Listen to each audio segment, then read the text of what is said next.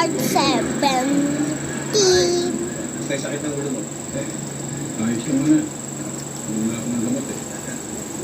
Ewan ko pala niya. Oo, nakita ko sa bodega. Tagal na ito. 10 taon na yata ito. Eh bakit ka bumili niya? Nangarap pa rin. Hindi. Bigay lang sa akin ang kliyente ko. Saka ano nangarap niya? Nangarap mo. Bakit? Alala mo ba nung elementary ka? Sumali ka sa banda ng eskwelahan. Tapos yan din ang pinagamit sa'yo. Tapos gusto mo, ibili kita ng ganyan para sa sarili mo. Guys, may laman yun ha. Ilang kasi napapansin.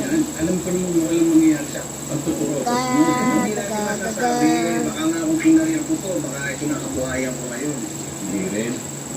Sinabi ko sa'yo, hindi ka magkakapera dyan. At sinasabi ko ulit sa'yo ngayon, imposible magkapera ka dyan. Alam mo ba kung bakit? Dami pa dito ko. Part 18.